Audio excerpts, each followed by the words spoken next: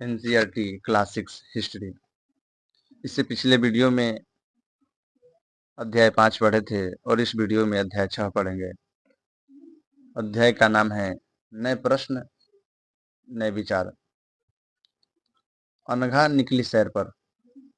अनघा आज पहली बार अपने विद्यालय की ओर से सैर पर जा रही थी। इसके लिए उसने देर रात तक पुणे महाराष्ट्र से वाराणसी उत्तर प्रदेश की ट्रेन पकड़ी। स्टेशन पर अनघा को छोड़ने आई उसकी मां ने अध्यापिका से कहा, बच्चों को बुद्ध के बारे में बताने के लिए साथ साथ उन्हें सारनाथ दिखाने भी ले जाइएगा। बुद्ध की कहानी। बौद्ध धर्म के संस्थापक सिद्धार्थ थे, जिन्हें गौतम के नाम से भी जाना जाता है। उनका जन्म लगभग 2500 वर्ष पूर्व हुआ था। यह वह समय था जब लोगों के जीवन में तेजी से परिवर्तन हो रहा था। जैसा कि तुमने अध्याय 5 में पढ़ा, महाजनपदों के कुछ राजा इस समय बहुत शक्तिशाली हो गए थे। हजारों सालों बाद फिर से नगर उभर रहे थे। गांव के जीवन में भी बदलाव आ रहा था। बहुत से विचारक इन परिवर्तनों को समझने के प्रयास कर रहे थे। वे जीवन के सच्चे अर्थ को भी जानना चाह रहे थे।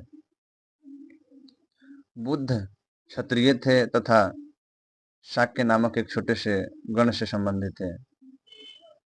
युवावस्था में ही ज्ञान की खोज में उन्होंने घर के सुख को छोड़ दिया। अनेक वर्षों तक वे भ्रमण करते रहे तथा अन्य विचारकों से मिलकर चर्चा करते रहे। अंततः ज्ञान प्राप्ति के लिए उन्होंने स्वयं ही रास्ता ढूंढने का निश्चय किया। इसके लिए उन्होंने बोध गया बिहार में एक पीपल के नीचे कई दिनों तक तपस्या की। अंततः उन्हें ज्ञान प्राप्त हुआ। इसके बाद से वे बुद्ध के रूप में भी जाने गए। यहाँ से वे वाराणसी के निकट स्थित सारनाथ गए, जहाँ उन्होंने पहली बार उपदेश दिया। कुशीनारा में मृत्यु से पहले का शेष जीवन उन्होंने पैदल ही एक स्थान से दूसरे स्थान की यात्रा करने और लोगों को शिक्षा देने में व्यतीत किया।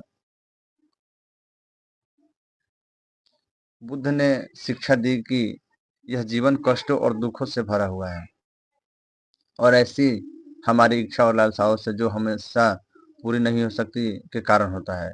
कभी कभी हम जो चाहते हैं कि वह प्राप्त कर लेने के बाद भी संतुष्ट नहीं होते हैं एवं अधिक अथवा अन्य वस्तुओं को पाने की इच्छा करने लगते हैं। बुद्ध ने इस लिप्सा को तन्हा या तृष्णा कहा।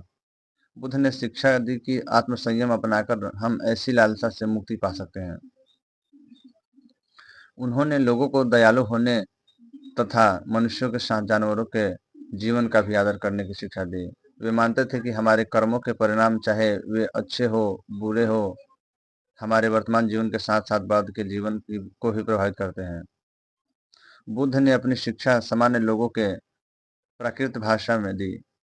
इससे सामान्य लोग भी उनके संदेश को समझ सकें। सारनाथ स्तूप। इस इमारत को स्तूप के नाम से जाना जाता है। यहीं पर बुद्ध ने अपना सर्वप्रथम उपदेश दिया था। इसी घटना की स्मृति में यहाँ स्तूप का निर्माण किया गया। अध्याय 1 में स्तूपों के बारे में और अधिक पढ़ोगे। अध्याय 11 में इस स्तूप के बारे में और अधिक पढ़ेंगे। बुद्ध ने कहा कि लोग किसी शिक्षा को केवल इसलिए नहीं स्वीकार करें कि यह उनका उपदेश है, बल्कि वे उसे अपने विवेक से मापे। आओ देखें उन्होंने ऐसा किस प्रकार किया। किस्सा गोमती की कहानी। यह बुद्ध के विषय में एक प्रसिद्ध कहानी है। एक समय की बात है, किस्सा गोमती नामक एक स्त्री का पुत्र मर गया। इस बात से वह इतनी दुखी हुई कि वह अपने बच्चों को गोद में लिए नगर में सड़कों पर घूम घूम कर लोगों से प्रार्थना करने लगी कि कोई उसके पुत्र को जीवित कर दे। एक भला व्यक्ति उसे बुद्ध के पास ले गया। बुद्ध ने कहा, मुझे एक मुट्ठी सरसों के बीज ला कर दो, मैं तुम्हारे पुत्र को जीवित कर दूंगा। किस्सा गोमती बहुत प्रसन्न हुई, पर जैसे ही वह बीज लाने के लिए जाने लगी तभी बुद्ध ने उसे रोका और कहा, ये बीज एक ऐसे घर से मांग कर लाओ जहाँ किसी की मृत्यु न हुई हो। किस्सा गोमती एक दरवाजे से दूसरे दरवाजे गई, लेकिन वह जहां भी गई उसने पाया कि हर घर में किसी ने किसी के पिता, किसी के माता, किसी के बहन, किसी के भाई, किसी की पति, किसी की पत्नी, किसी के बच्चे किसी के चाचा, किसी के चाची, किसी के दादा, किसी के दादी की मृत्यु हुई थी। दुख बुद्ध दुखी माँ को क्या शिक्षा देने का प्रयास कर रहे थे? उपनिषद। जिस समय बुद्ध उपदेश दे रहे थे उसी समय या उससे भी थोड़ा पहले दूसरे अन्य चिंतक भी कठिन प्रश्नों का उत्तर ढूंढने का प्रयास कर रहे थे। उनमें से कुछ मृत्यु के बाद के जीवन के बारे में जानना चाहते थे, जबकि अन्य यज्ञों की उपयोगिता के बारे में जानने को उत्सुक थे। इनसे इनमें से अधिकांश चिंतकों का यह मानना था कि इस विश्व में कुछ तो ऐसा है जो कि अस्थायी है और जो मृत्यु के बाद भी बचा रहता है। उन्होंने इसका वर्णन आत्मा तथा ब्रह्म अथवा सार्वभौम आत्मा के रूप में किया है। वे मानते थे कि अंततः आत्मा तथा ब्रह्म एक ही है। ऐसे कई विचारों का संकलन उपनिषदों में हुआ है। उपनिषद उत्तर वैदिक ग्रंथों का हिस्सा थे। उपनिषद का शाब्दिक अर्थ है गुरु के समीप बैठना। इन ग्रंथों से अध्यापकों और विद्यार्थियों के बीच बातचीत का संकलन किया गया है। प्रायः यह विचार सामान्य वार्तालाप के रूप में प्रस्तुत किए गए हैं। भारतीय दर्शन की 6 पद्धति। षड दर्शन। सदियों से भारत द्वारा सत्य की बौद्धिक खोज का प्रतिनिधित्व दर्शन की 6 शाखाओं ने किया। ये वैशेषिक न्याय, सांख्य, योग, पूर्व मीमांसा तथा और वेदांत या उत्तर मीमांसा के नाम से जाने जाते हैं। दर्शन की इन 6 पद्धतियों की स्थापना क्रमशः ऋषि कणद, गौतम, कपिल, पतंजलि, जैमिनी और व्यास द्वारा की गई मानी जाती है, जो आज भी देश में बौद्धिक चर्चा को दिशा देते हैं। जर्मन मूल के ब्रिटिश भारतविद फ्रेडरिक मैक्स मुलर के अनुसार दर्शन की इन 6 शाखाओं का विकास कई पीढ़ियों के दौरान व्यक्तिगत विचारकों के योगदान से हुआ। यद्यपि ये एक दूसरे से भिन्न दिखते हैं, तथापि सत्य की इनकी समझ में आधारभूत तालमेल दिखता है। एक बुद्धिमान भिखारी। यह वार्तालाप छांदोग्य उपनिषद नामक प्रसिद्ध उपनिषद की कहानी पर आधारित है। शौनक व अभिप्रतारिणी नामक 2 ऋषि सार्वभौम आत्मा की उपासना करते थे। एक बार ज्यों ही वे भोजन करने के लिए बैठे, एक भिखारी आया और भोजन मांगने लगा। शौनक ने कहा, हम तुम्हें कुछ नहीं दे सकते। भिखारी ने पूछा, विद्वत जन आप किसकी उपासना करते हैं? अभिप्रतारिणी ने उत्तर दिया कि सार्वभौम आत्मा के। ओह, इसका मतलब आप यह जानते हैं कि यह सार्वभौम आत्मा संपूर्ण विश्व में विद्यमान है? ऋषि ने कहा, हाँ हाँ, हम यह जानते हैं। भिखारी ने पूछा कि अगर यह सार्वभौम आत्मा संपूर्ण विश्व में विद्यमान है तो यह मेरे अंदर भी विद्यमान है। मैं कौन हूँ? मैं इस विश्व का एक भाग ही तो हूँ। तुम सत्य बोलते हो युवा ब्राह्मण, इसलिए ऋषियों ने मुझे भोजन न देकर आप उस सार्वभौम आत्मा को भोजन देने से मना कर रहे हैं। भिखारी की बात की सच्चाई जानकर ऋषियों ने उसे भोजन दे दिया। इन चर्चाओं में भाग लेने वाले अधिकांशतः पुरुष ब्राह्मण तथा राजा होते थे। कभी कभी गार्गी जैसे स्त्री विचारकों के भी उल्लेख मिलता है। विद्वता के लिए प्रसिद्ध गार्गी गजरबारों में होने वाले वाद विवाद में भाग लिया करती थी। निर्धन व्यक्ति इस तरह के वाद विवाद में बहुत कम ही हिस्सा लेते थे। इस तरह का एक प्रसिद्ध अपवाद सत्यकाम जाबाल का है। सत्यकाम जाबाल का नाम उसकी दासी माँ के नाम पर पड़ा। सत्यकाम के मन में सत्य जानने की तीव्र जिज्ञासा उत्पन्न हुई। गौतम नामक एक ब्राह्मण ने उन्हें अपने विद्यार्थी के रूप में स्वीकार किया तथा वह अपने समय के सर्वाधिक प्रसिद्ध विचारकों में से एक बन गए। उपनिषदों के लिए विचारकों का विकास बाद में प्रसिद्ध विचारक शंकराचार्य के द्वारा किया गया, जिनके बारे में तुम कक्षा 7 में पढ़ोगे। व्याकरणविद पाणिनि। इस युग में कुछ अन्य विद्वान भी खोज कर रहे थे। उन्हें प्रसिद्ध विद्वानों में एक पाणिनि ने संस्कृत भाषा के व्याकरण की रचना की। उन्होंने स्वरों तथा व्यंजनों को एक विशेष क्रम में रखकर उनके आधार पर सूत्रों की रचना की।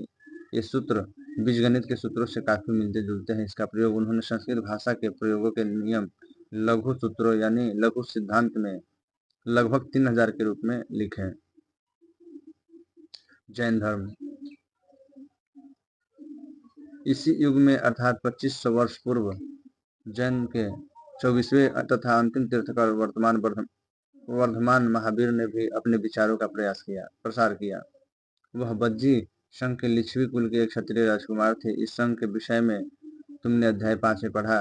30 वर्ष की आयु में उन्होंने घर छोड़ दिया और जंगल में रहने लगे। 12 वर्ष तक उन्होंने कठिन व एकाकी जीवन व्यतीत किया। इसके बाद उन्हें ज्ञान प्राप्त हुआ। उनकी शिक्षा सरल थी। सत्य जानने की इच्छा रखने वाले प्रत्येक स्त्री व पुरुषों को अपना घर छोड़ देना चाहिए। उन्हें अहिंसा के नियमों का कड़ाई से पालन करना चाहिए तथा अर्थात किसी भी जीव को न तो कष्ट देना चाहिए और न ही उसकी हत्या करनी चाहिए। महावीर का कहना था, सभी जीव जीना चाहते हैं, सभी के लिए जीवन प्रिय है। महावीर ने अपनी शिक्षा प्राकृत में दी। यही कारण है कि साधारण जन भी उनके तथा उनके अनुयायियों की शिक्षाओं को समझ सके। देश के अलग अलग हिस्सों में प्राकृत के अलग अलग रूप प्रचलित है। प्रचलन क्षेत्र के आधार पर ही उनके अलग अलग नाम थे। जैसे मगध में बोली जाने वाली प्राकृत मगधी कहलाती थी। जैन नाम से जाने गए महावीर ने अनुयायियों को भोजन के लिए भिक्षा मांगकर सदा जीवन बिताना होता था। उन्हें पूरी तरह से ईमानदार होना पड़ता था तथा चोरी न करने की उन्हें सख्त हिदायत थी। उन्हें ब्रह्मचर्य का पालन करना होता था। पुरुषों को वस्त्रों सहित सब कुछ त्याग देना पड़ता था। अधिकांश व्यक्तियों के लिए ऐसे कड़े नियमों का पालन करना बहुत कठिन था। फिर भी हजारों व्यक्तियों ने इस नई जीवन शैली को जानने और सीखने के लिए अपने घरों को छोड़ दिया।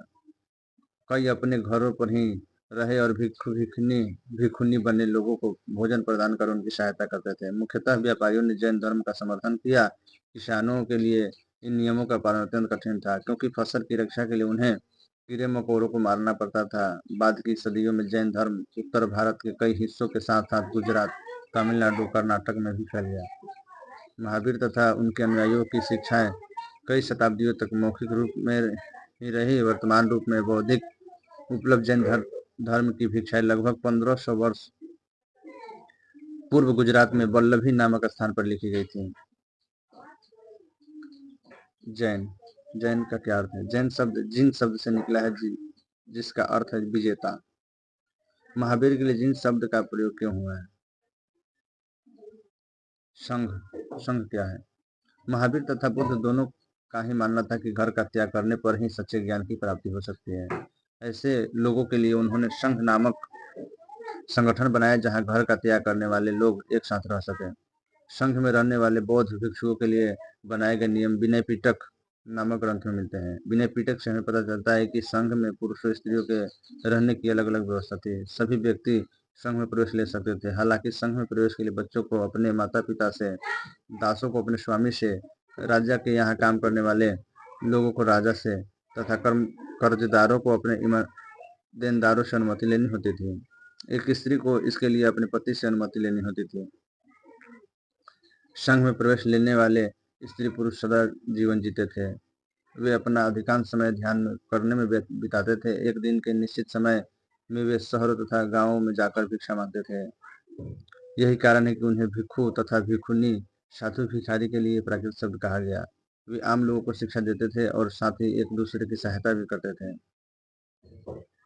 ये किसी तरह की आपसी लड़ाई का निपटारा करने के लिए वे प्रायः बैठकें भी किया करते थे। संघ में प्रवेश लेने वालों में ब्राह्मण, क्षत्रिय, व्यापारी, मजदूर, नाई, गणिकाय तथा दास शामिल थे।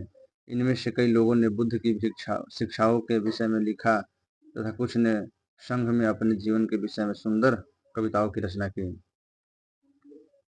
पहाड़ों को काटकर बनाई गई एक गुफा, यह कारले वर्तमान महाराष्ट्र में स्थित एक गुफा है। भिक्षु भिक्षुनी इन शरण स्थलों में रहकर ध्यान किया करते थे। विहार क्या है?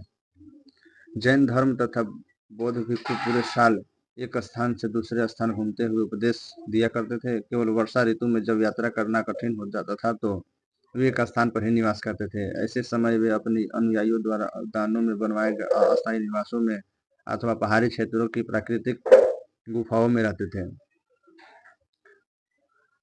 जैसे जैसे समय बीतता गया, भिक्षु भिक्षुनियों ने स्वयं तथा उनके समर्थकों ने अधिक अस्थायी शरण स्थलों की आवश्यकता का अनुभव किया।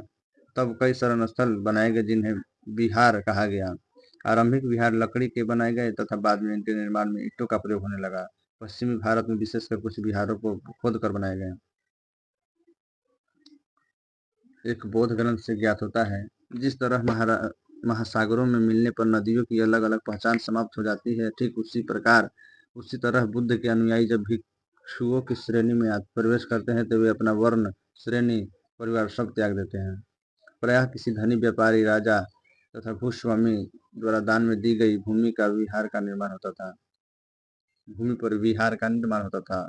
स्थानीय व्यक्ति भिक्षु भिक्षुणियों के लिए भोजन, वस्त्र, दवाइयाँ लेकर आते थे, जिनके बदले भिक्षु भिक्षुणी लोगों को शिक्षा देते थे। आगे आने वाली शताब्दियों में बौद्ध धर्म उपमहाद्वीप के विभिन्न हिस्सों के साथ साथ बाहरी क्षेत्रों में फैल गया।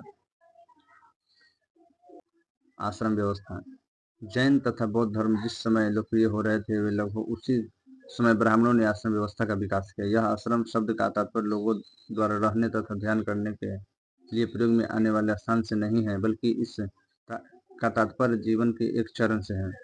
ब्रह्मचर्य, गृहस्थ, वानप्रस्थ, संन्यास नामक 4 आश्रमों की व्यवस्था की गई। ब्रह्मचर्य के अंतर्गत ब्राह्मण, क्षत्रिय, वैश्य से यह अपेक्षा की जाती थी कि इस चरण के दौरान वे सादा जीवन बिताकर वेदों का अध्ययन करेंगे। गृहस्थ आश्रम के अंतर्गत उन्हें विवाह कर एक गृहस्थ के रूप में रहना होता था। वानप्रस्थ के अंतर्गत उन्हें जंगल में रहकर साधना करनी होती थी और तथा वे उन्हें सब कुछ त्याग कर सन्यासी बन गया था। आश्रम व्यवस्था ने लोगों को अपने जीवन का कुछ हिस्सा ध्यान में लगाने पर बल दिया। प्राय स्त्रियों को वेद पढ़ने की अनुमति नहीं थी और अपने पतियों द्वारा पालन किए जाने वाले आश्रमों का ही अनुसरण करना होता था।